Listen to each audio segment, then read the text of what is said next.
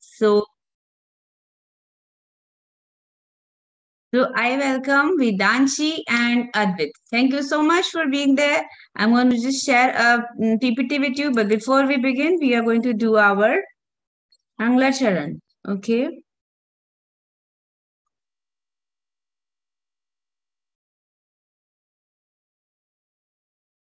ॐ अज्ञानतिमिरान्धस्य ज्ञानञ्जनशलाखया चक्षुरुन्मिलितं येन तस्मै श्रीगुरवे नमः श्रीचैतन्यमनोभीष्टं स्थापितं येन भूतले स्वयं रूप कदा मह्यं ददाति स्वपदान्तिकं वन्देऽहं श्रीगुरो श्रीयुतपदकमलं श्रीगुरून् वैष्णवांश श्रीरूपां साग्रजातं सहगण रघुनाथान्वितं तं सजीवं साद्वैतं सावधूतं परिजनसहितं कृष्णचैतन्यदेवं श्रीराधा कृष्ण पादान् सहगण ललिता श्री विशाखान्वितांश्च हे कृष्ण करुणा सिन्धो दीनबन्धो जगत्पते गोपेश गोपिका कान्त राधा कान्त नमोऽस्तुते तप्त काञ्चन गौराङ्गी राधे वृन्दावनेश्वरी वृषभानुसुते देवी प्रणमामि हरिप्रिये वाञ्छाकल्पतरुभ्यश्च कृपा सिन्धुभ्य एव च पतितानां पावनेभ्यो वैष्णवेभ्यो नमो नमः जय श्री कृष्ण चैतन्य प्रभु नित्यानंद श्री अद्वैत गदाधर शिवासादि गौर भक्त वृंद टुगेदर विल चैंट हरे कृष्णा कृष्णा कृष्णा हरे हरे हरे राम राम राम हरे हरे श्री प्रभुपाद की जय श्रीमद् भगवद गीता की जय गौर प्रेमानंद हरे हरे बोल Okay, so children, we are going to discuss about the recent festival that we all observed just last month. It was Ganesh Chaturthi. We know about that, right? So why are we discussing about Ganesh Chaturthi? Because we want to know what our viewpoint is on this festival and what all we can learn from Sri Ganesha.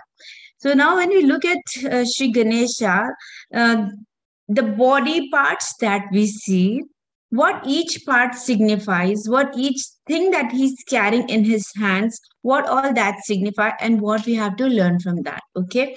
So first thing, prima facie, when we see Ganeshji, what do we see? We see a big head. Okay. And if you have a head, it is for thinking. So if there is a big head, that means you have to think big. First lesson that we learn is you have to think big. The second lesson that we get from just by seeing Lord Ganesha, he has small little eyes. You know, when something is really far from us and we want to focus, then how do we just squint our eyes like that? Don't we do that? We just concentrate with making our eyes really very small so that we can see something which is not very close to us. So what we learn from Lord Ganesha's very small eyes is how to concentrate when your teachers are teaching you. And when you come back home and you're doing your assignments, you must have heard this thing n number of times from your parents and from your teachers. Concentrate on one thing. When you're doing one thing, please don't lose your focus. Don't look here and there. Please, when you're doing your homework, just do your homework. When you're doing your japa, just do your japa. So concentration is a very important quality that every student must possess. After concentration, what we see, there is a rope in his hands. Okay. Now, what is that rope meant for? To pull us out, to pull us out from this material world and take us where? To our highest goal. You know, what is the highest goal?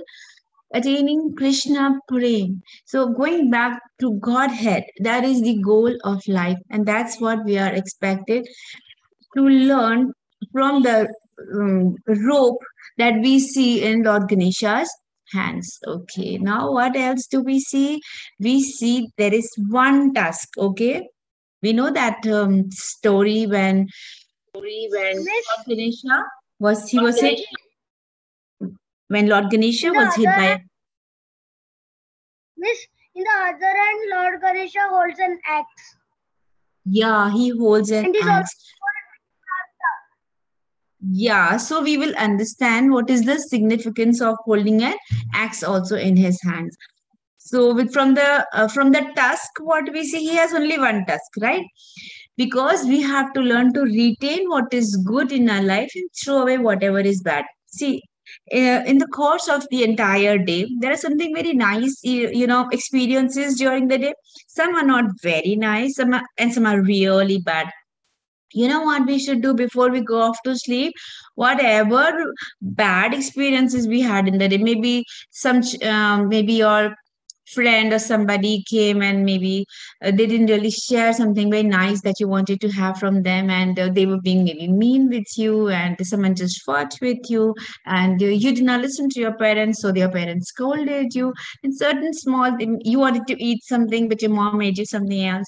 There's certain small little not very happy episodes throughout the day. It's really all right. It is also going to pass. Okay. So while we are sleeping, what we should do, only remember whatever nice happened during the day. And the best part about spending the day in a Krishna conscious way is that yes, I did my rounds today. I hope everyone, whoever is attending this class, is at least chanting one round. So when we are doing Hare Krishna, Krishna Krishna, Hare Hare, Hare Ram, Ram Ram, Hare Hare, that itself is a blessing, because not everybody does that. We have heard that verse from chapter 7, Manushyanam Sahasreshu Kaschit Yadati Siddhaya Yata Tamapi Siddhanam Kaschin Yamam Veti Tatvata. Out of so many people, out of thousands and thousands of people, just there is one who tries to find about Lord Krishna. And out of those who try to find about Krishna, there are only very few who actually know him in totality.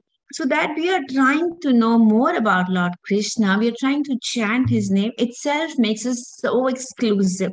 Yeah, so we are very special. We should sleep with that thought in our mind that yes, the best part is that I am trying to be a Krishna devotee. So I have to just retain that good thought and I have to just discard all other bad things. Okay, what else do we see in Lord Ganesha's body? We see a trunk. Okay, now we know a trunk is highly efficient and it is so adaptable. Lord Ganesha, how does the elephant eat? With the help of a trunk, it is so flexible. He will just put it and he'll just put it in his mouth. It is extremely flexible, and he can use the trunk for even uprooting the trees. So we have to learn to be efficient with whatever resources that we have been given. We should maximize, optimize whatever we have and try to make the most of it and make a beautiful life. We have to be adaptable also. Not necessarily we are always in a very conducive environment. There's certain times, when see maybe my parents have gone out for some time and it's very important for them to leave, and maybe I'm left I'm by myself with just maybe grandparents or some staff to take care of me. It's not very happy situation, but then I have to learn to adapt. Even if mama has to go out somewhere, then I have to learn to take care of myself. My where do I put my dirty clothes?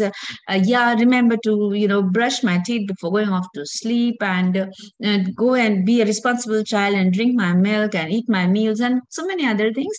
I have to adapt in every situation, whether my parents are there with me, and sometimes they might have to go out and leave me alone, but then I don't have to be a negligent child, and I don't have to put them into that trouble of worrying over me when they are gone out for something very crucial. So I have to be adaptable to every situation that may you have a teacher and your teacher is your real favorite one.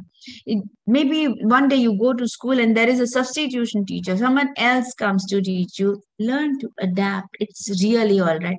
You love to sit with your friend. Every time when you go to the school, you have your friend sitting by your side in the school, in your class. But maybe sometimes your friend is not there and someone else is made to sit there. Learn to adapt. It is really all right. Trying to be happy and comfortable in every situation that you are put through in this life. What else do we learn? He has large ears. You have seen how big ears? That means we have to listen more. We have to talk less. There is really no need to be a chatterbox and keep chit chatting the whole day. We have to hear. That's what we hear. This is something we very common. We hear from our parents also and our teachers also. What do they say? Focus, attention, concentrate, listen. Listen to me, children. If you listen, then you will understand. You have heard that. So, yes, so the large years of Lord Ganesha, they teach us to listen more and speak less, because the more we hear, the more we learn. And the more we speak, the more we are wasting our energy. We don't need to do that. Okay, then as one of you just told me that Lord Ganesha has an axe in his hands, right? So, what is the axe for? To cut off the bonds of attachment. We are way too attached with everything around us. And maybe I'm so attached to my, old T-shirt, and I don't want to give it to someone. And your mama will say, no, no, no, it is way too old. Can I just give it to someone who needs more than you do? And you'll be like, no, it's mine. I don't want to give. Your mama will be like, you're done with your toys. Can you please share it with the underprivileged children? And you'll be like, no, I don't want to share my toys with anyone. And such things. Too much attachment with my clothes, with my toys, with my chocolates, with my with everything. No. Still, Lord Ganesha has an axe in his hands. He teaches us to cut off the bonds of attachment. There is really no need to be too much attached to anything that I possess. Then he has a small Miss, mouth. Yeah. share, it is dharma. Sorry, I cannot hear you. What you say? You don't share, it is adharma. Very nice. If you don't share, it's adharma. And we are on the path of dharma, right? So we are supposed to share whatever nice things we have to share with people who cannot really afford. Okay, then he has a small mouth. Small mouth means talk less. Big ears means listen more. So we have to listen to, especially now in your growing up years, you need to be instructed. You should never get irritated if your mother or your teacher is telling you the same thing 10 times. It's all right. Repetition is important at this age so that it is reinforced. You really understand, yes, this is too important. That's why she's saying it again and again. Instead of getting irritated over the repetitive instructions that you get, you should try to look at the other side. You should think, why is mama telling me the same thing again and again? Oh, maybe it is so important. So listen more and talk less. We have to really talk only when it is necessary. We don't have to talk bad about other people. Even if you're when you go to school and maybe your friend did not do very nice with you, and that day was not such a great experience with him or her, it's all right. You don't have to go and to tell to 10 other people that she was being bad with me. It's okay. There is really no need to talk so much to everyone. Then his hands are in this position. You have seen that? It's a position of blessing. So Lord Krishna, Lord Ganesha, he blesses us. He protects us. What does he protect? Our bhakti. This journey on the spiritual path towards the supreme. So Lord Ganesha is very happy with those who are on the path of bhakti for Lord Krishna. It's not that if we worship Lord Ganesha, it is because we treat Lord Ganesha as the supreme. No, Lord Ganesha, he brings auspiciousness. We will come to that also. So he brings auspiciousness in our lives. So what we want when we worship him, what should be our intention? That may he bring auspiciousness in our spiritual life also. Then he has a large stomach. You have seen his stomach is so large. That means he can peacefully digest all good and bad in his life. That's what we should also do. That doesn't mean we have to become gluttons and you have to tell your parents, oh, he has such a big stomach, then can we also just eat as much as it? No, we don't need to. That's not what he's teaching us from his large stomach. What is he teaching us? He's teaching us to peacefully digest. As I told you, during the course of the day, there are some really very good experiences and some bad ones. We have to just discard the bad ones and keep a note of the good ones. And we have to digest everything that comes our way, experiences. Okay, then he has a modak in his hands. What is a modak for? It is a reward of our sadhana. If we do good bhakti, Lord Ganesha is going to be so happy with us, and he's going to share his blessings. That's the way of him rewarding us with a modak. Please don't think that in night Lord Ganesha is going to come and physically hand over a modak to you. No, a modak signifies rewards of sadhana, the sadhana bhakti that we are doing. And then he has a mouse. We know mouse is the carrier of Lord Ganesha. uh, if a mouse is not controlled, what is going to do? Create havoc all around. So, what do we try to do? Try to control the mouse. So, what is it that can create havoc in our lives? Our desires. So, until unless our desires are under control, they are going to cause havoc. If I am like always after my parents, that I want this, and then they get you this, and then you have another wish list. I want that, and they get you that, and then you want the fourth thing and the fifth thing, so that's going to be never ending. So you have to control your desires now, when you're very very small children. You have to be contented with whatever your parents get you by themselves. Because if you control your desires and you don't allow your desires to take you on a ride, your parents are going to be so happy with you, and your parents are going to be like, oh, my child is so cute, he never asks for anything. See, imagine you go to a store, okay, it's a goodie store, and your mom says, okay, what do you want? And you're like, I want nothing. And your mom will be like, why you don't want anything? And then if you say, I want one thing, your mom will buy you maybe that thing. If you say, I don't want anything, your mom is maybe she's going to be so happy with you. She's going to buy two more things for you, and she'll think, oh, my baby is so cute. He or she never bothers me with his extra demands, and he's not even always trying to just fulfill his all crazy desires. So if we control our desires, we will get more pleasure than if we try to fulfill our desires. Okay, children. So what we have to do? Learn to control our desires. Then, so we a quick recap. Anybody wants to read? Do you want to read? What is this? Hmm? Hi, Krishna. I come. Yeah. The See, we should if worship I both Ganesh and Vishnu because Ganesha's uncle is Lord Vishnu. Okay, so we will come to that. Don't worry, we will come to that part who we should worship. But just to start with, what all we can learn from? See, yes, ultimately we have to worship Lord Vishnu, Shri Krishna. But there is no harm in learning from other demigods also. Is there any problem? And it's not only about just the demigods. We can learn from anybody. Maybe in the next class, I will take up the lesson of 24 gurus of the Avadut Brahman. So he was Lord Dattatreya. He took a lesson even from a wasp, a butterfly, a tree, anything, a mountain, earth.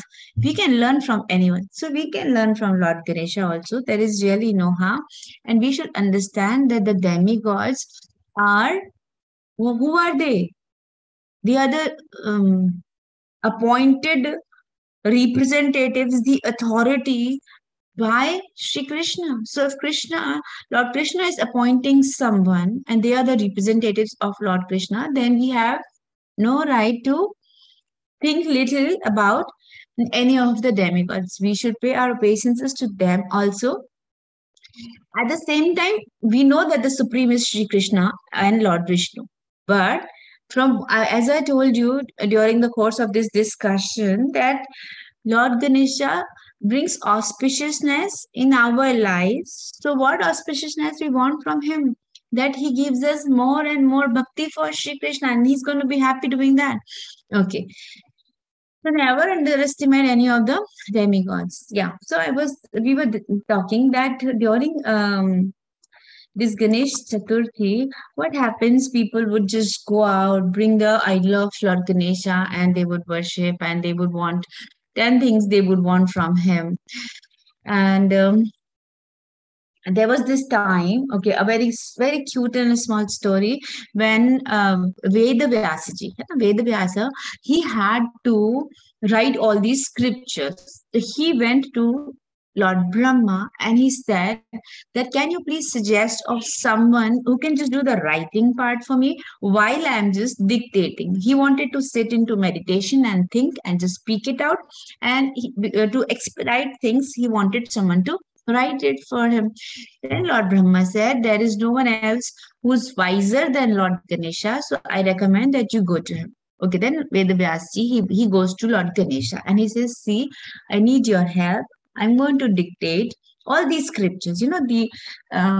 Is like talking about the Mahabharata. Okay, for example. So he says, I'm going to speak the Mahabharata. You have to write the Mahabharata. And then Ganesha is like, okay, but then there is a condition. I am going to write, but if you stop, in between, I will not restart. You have to continuously dictate me. The moment you stop, I will stop writing and I will not resume. Then Vedavyasji is like, that's not really possible because we know that Vedvyasji is also Lord Krishna's incarnation. So he's thinking, now I'm in this human birth. So there are certain, and we know it's a conditioned life, okay, for the human beings. We have to eat also, we have to sleep also, we have to evacuate also. We have to go to the restroom and everything. He's saying, I will be needing a break, even to maybe to drink a glass of water and something. But this Ganesha is saying that I don't have to stop. So he is, of course, cleverer because he's Lord Krishna. He's saying, okay, Ganesha, then I also have one condition. You will write only if you understand. If you do not understand the verse, you're not writing. Then Ganeshji is like, he thought he's the wisest. Of course, he said, fine, deal. Then you know what? Ved Vyasji started dictating. Okay, he's dictating and Ganesha is writing.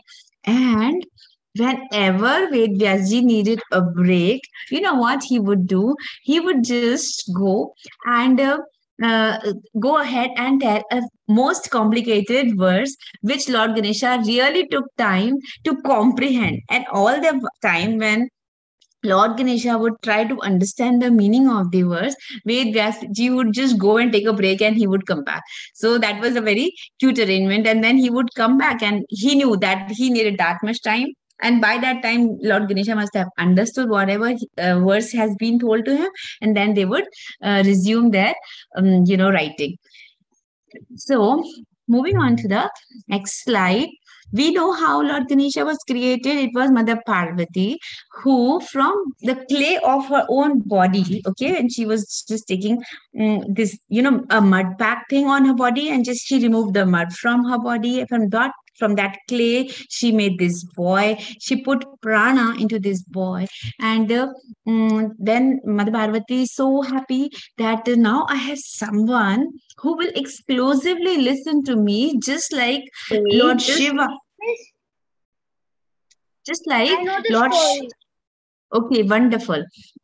So we will quickly do that and not take much time on that. So we know this story, how Mother Parvati is very happy to someone who would just listen to her. Just like Lord Shiva had, his Nandi and his Ganas who would listen to him. So she thought, now I have someone who will listen to me. Then we know that one day she asks her son to stand at the door and guard the door. And she said, don't let anyone come inside. And in the meantime, we know that Lord Shiva was not around. When Lord Shiva came back, Mother Parvati's son, he just stopped him. He said, no, you cannot go because my mom is inside and she's asked me not to let anyone come inside. And Lord Shiva is so angry. He's like, I cannot believe it. Someone can stop me from going to my own wife. He said, just get away. He said, no, my mom says no means no. And then Lord Shiva, he sent all his Gana. Gana means all his people, his army. Okay, so he sent all the Ganas, and because the boy was so powerful, he just finished everybody. And then it made Shiji more furious. What he did, in just one stroke of his trishul, he just chopped off his head, and his head went flying into the lap of Mother Parvati, and now Mother Parvati is crying like anything. She said, I will never forgive you if you not replace his head and make him alive. And Lord Shiva is like, well, I cannot put the same head back. I have to go and fetch for someone else's head, some small child. And then he goes and gets the head of a baby elephant, which he fixes on the body of this boy. And this is how we know Lord Ganesha comes into existence. And because he is the Isha means the controller of all the Ganas being the people of people serving Lord Shiva. So because he is Gana Isha, so he becomes Ganesha, the Isha of all the Ganas. Because then Lord Shiva thinks that because Ganesh ji could heal all my people, that means he is far more supreme and in strength as compared to all other Ganas. So he's the Isha. So he gets this name Ganesha. Okay. Now Lord Ganesha has some other names also. He's also called Sri Mayureshwar, Sri Siddhi Vinayak, Balaleshwar, Varada Vinayak, Chintamani, Girijatmak, Vighneshwar, and Mahaganpati. Okay, some names of Lord Ganesha. I also want to tell you. It is one of his name are also called Atharva. Oh yeah. Yes. Anyone else wants to share some other names of Lord Ganesha? It's okay. Maybe you can keep it as a homework and find as many names as much possible for Lord Ganesha. Okay. So what we always hear is from our acharyas is that people want to worship Lord Ganesha because they want so many desires to be fulfilled from him, and they would just, during that time of Ganesh Chaturthi, when Lord Ganesha is, we install the deity, we bring him, he's there in the house for 10 days. You must be knowing about that. And in 10 days, we keep asking, I want this, please Ganesha, please Lord Ganesha, I want this, I want that. But what does a devotee do? A devotee of Lord Krishna, he only he only prays to Lord Ganesha to enhance his devotional service. That, oh Lord Ganesha, please make me a better devotee every day. Every day I want to improve my devotional service and I want to be the best bhakta. This is the desire that we can keep. This is a very valid and a healthy desire to be able to serve Lord Krishna in our best capacity. And this is exactly what we should ask from Lord Ganesha whenever we see his, temple or his vigraha, or whenever there is this Ganesh Chaturthi festival going on, and otherwise also. So as I told you earlier also, we have no right to belittle any of the demigods. So we cannot say, oh, Lord Ganesha is just nothing. My Krishna is everything. Yes, my Krishna is everything. But as I told you, we can learn from Lord Ganesha also, and we can ask from him also the same thing that we always desire. What? To be able to do our dharma in the best possible way. And what is the dharma of every human being? We know that savai pumsan paro dharmo yatho bhakti radhokshaje ahaituki apratihita yayatma suprasidhati. What is the ultimate dharma? Savai pumsan, for all people. Paro dharma. What is the paro dharma? Highest dharma. Yatho bhaktir adhokshaje. Adhokshaje is Sri Krishna. So we have to do the bhakti of Sri Krishna, and that is our supreme dharma. Then what kind of bhakti it should be? Ahaituki. Ahaituki means without any hit in our, thinking about any hit. Hit means some selfish motive. So I don't want anything from Lord Krishna also when I'm worshipping Lord Krishna. What I want, just to be able to love Shri Krishna. So my devotion for Lord Krishna should be ahaituki and apratihita. Apratihita means no breaks in between. It should be continuous. Continuous as in, it should not be like, okay, it's Krishna Janmashtami, so let me worship Shri Krishna. Oh, okay, it's Radhashtami, I will worship Srimati Radharani. Of course, it's one and the same thing that we do that. But then what people would do, okay, it's now Ganesh Utsav, so I will worship now Ganesha with the same fervor. Oh, it's now Ashtami time, Durga Mata. Oh, let me worship Durga Mata. Oh, it's Shivratri, let me worship Shivji. No, we don't have to do that. Our devotion for Shri Krishna has to be ahaituki and apratihita. It should be constant without any break. And ahaituki apratihita. Then what happens if we do that kind of devotion to Shri Krishna? Yayatma suprasidati. That kind of atma, that person would be suprasidati. Prasidati matlab happy, and suprasidati means extremely happy, very, very happy. So we will be very happy if we worship Shri Krishna consistently without any selfish motive. And this is exactly what a devotee asks from Lord Ganesha, that I don't want anything else. Please just increase my devotion for Shri Krishna. Now, what does the Brahma Samhita say about that? So, Brahma Samhita verse 5.50, it says, Yat pada pallava yugam vinidhaya pumha dvandve pranama samaye sa ganadi raja vignan mihantum alamasya jagatrayasya govindamadi purusham tamaham bhajami. This verse says, Yat pada pallava. Yugam. Yugam means two. Pada Pallava means lotus feet. Whose lotus feet? Two lotus feet, we understand. Vinidhaya. Vinidhaya means he's holding. Kumbha, on his kumbha. Dvandve, upon his pair of chumulai. Do you know Lord Ganesha has two chumulai over here? Something we don't really see in the vigraha of Lord Ganesha that we see, because see, the vigrahas that we see are made by people with not authentic knowledge. No one knows that there is this chumala. But if we read the Brahma Samhita, we understand that there is a chumala here on the head of Lord Ganesha. He's holding the lotus feet of who? That Shri, that Govinda. Of Govinda, he's here. He's holding the lotus feet, and Pranama Samaye, at the time of offering his obeisances, he who Ganadi Raja, we just discussed that he is the Ish of Ganas. So Ganadi Raja, the king of all the Ganas. So Lord Ganesha.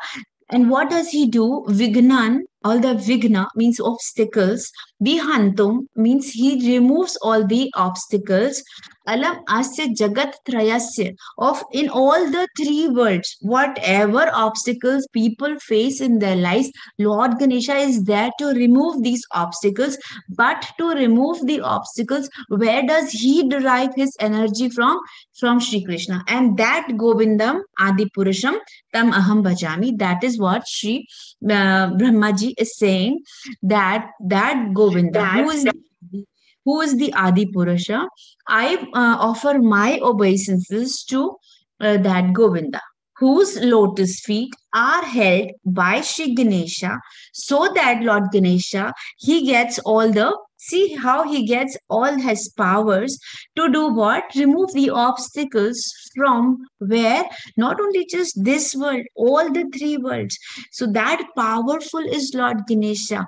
But where is he getting the power from? Our Krishna. Okay.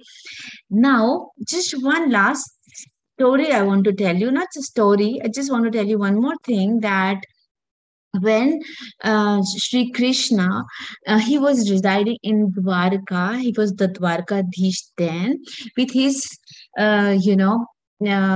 8 principal queens, and otherwise we know the 16,100, and there were 16,108 queens. Out of these, 8 were the principal queens. Okay, so what of these? Why are we discussing that just now? So in the Srimad Bhagavatam, in the 10th canto, 61st chapter, verse number 8 and 9, what does the verses say? Charu Deshna Sudeshnascha Charu Deshascha Viryavan Sucharushcharu Guptascha Bhadra Charush Tathapara Charu Chandra विचारुश्च चारुश्च दशमोहरे Pradyumna प्रमुखा जाता रुक्मणीयां नावा महापितुः. Okay, means the first son of Queen Rukmini was Pradyumna. And also born to, these 16,108 queens, all of them had 10 sons each. So Mother Rukmini also, she has 10 sons, out of whom the first one, the oldest one, is Pradyumna. Now, also born of her are these various princes. Who are they? Charudeshna and Sudeshna, Charudeha, Sucharu, Charugupta, Bhadracharu, Charuchandra, Vicharu, and Charu. These total 10 children. Now, none of these sons of Lord Hari was less than his father, and out of them, one son is an incarnation of Lord Ganesha. So that is the position of Lord Ganesha, that he himself just wanted to be, wanted to experience the love of having Sri Krishna as his own father, and that's why he came to the womb of Mother Rukmini. And because we already know that Sri Krishna is the seed-giving father for all the species. What does he say? Aham bija pradhapita. Of who? Sarva yonishu kante. And so he's already the father. He's father to everyone. He's father to Sri Ganesha also. But then Sri Ganesha comes as his son also once during the time when he's the Dwarkadesha. So to that Ganesha, we can also pay our obeisances. Om Gang Ganpate Namaha. So I will just stop sharing this screen, and if there is anything that anyone wants to discuss or any doubts, then we can. No, I don't want to share. Lord Yes. Ganesha is also called Ekadanta and Vignaharta. Ekadanta and Vignaharta. Why Ekadanta? Because he has one tusk, we know that. And why Vignaharta? We just read that because he is the one who removes obstacles for everybody, not just here in this planet, but in all the three lokas. Yeah. Any other comments or questions? Whatever else you know about Lord Ganesha? Yes. His two wives are called Riddhi Siddhi, and his two sons are called Shubhlabh. Shubhlabh. Very good. Yes, Riddhi Siddhi and Shubhlabh. Any other information? Advait is very well informed about Lord Ganesha. Nice. So, Brihati, you want to say something? Vidanshi, you want to say something? Did you like the class? Did you like list? Yeah. You want to say something, Brihati? No? Okay. So, thank you, children. Did you like the class? Do you want us to continue also the class, or you don't want us to continue? Nice. I want us to continue. You want this to continue? Okay. So, can you tell me what all do you want to learn from this class? Can you give me something that, Miss, this is what I'm, Madhuri, this is what I'm expecting. Can you please talk about, see if you give me hints every time, I can come up with something very nice. So what all do you want to know about? I want to know about shapes. Shapes, no, about God. You want to know about some God or something? I want to know about Ram. Lord Rama. Okay, so every Friday you have that class which Mataji is taking with you. So she is going to take care of Ramayan beautifully. Yeah, that is taken care of. And yes, don't worry, I will come up with miscellaneous topics. One more thing I wanted to ask you, where do you stay, Brihati? I stay in Berlin. You stay in Berlin. Advait, where do you stay? Mumbai. Mumbai. Vidanshi?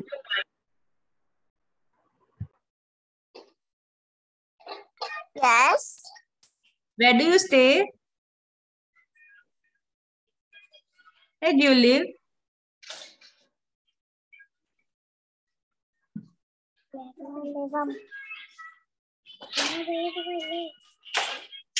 Okay. It's okay. Okay. Okay, children, please listen to me. So, what we will do now, we are going to put our hands up together, chant the Mahamantra 3 times, and then we are going to end this class. Okay? Next class, we will come up with more stories. Put your hands up. Please chant loudly with me. Hare Krishna, Krishna Krishna, Hare Hare, Hare Rama, Rama Rama, Hare Hare, Hare Krishna, Krishna Krishna, Hare Hare, Hare Rama, Rama Rama, Hare Hare, Hare Krishna, Krishna Krishna, Hare Hare, Hare Rama, Rama Rama, Hare Hare. Srila Prabhupada ki jai. Srimad Bhagavad Gita ki jai. God Premanand. So, What is yes. the meaning? What is the names of the three lok? The upper planetary system, the middle planetary system, and the lower planetary system. Okay, the middle planetary system is called the Bhulok, where we are staying, and including the Bhulok, there are 7 planets up there and 7 planets down there. The 7 planets down there are called the lower planetary system. This is the Bhulok where we are staying. Okay, I will tell you the names of all the 14 planets. This is Bhulok, then Bhuvarlok, Swarlok, Mahalok, Janalok, Tapalok, and Satyalok or Brahmalok. This is the 7 up above, and 7 below are Atal, Vital, Sutal, Rasatal, Mahatal, Patal. Okay, so all these 14 planets constitute the Trilok. Okay, got it? Okay, miss. Okay. So, can we leave? Any other questions? No. No, thank you so much, everybody, for being there. Hare Krishna. Hope to see you in the next class, also, all of you. And it will be nice if you can ask your friends also to join in the class if you like it. Okay. We should have more and more children so that there are more healthy discussions and there will be a lot of fun, if there is a lot of, small number of children, too many Ask children. my friends. Yeah, we are going to enjoy. So, yes, please invite your friends also. Okay, thank you so much, Prema Priya Padma Priya Mataji. Hare Thank you. Krishna, miss. Hare Krishna. Thank you. See you Hare all. Krishna. Hare Krishna. We can leave, okay? Yeah. Okay. Thank you, Mataji. Hare Krishna.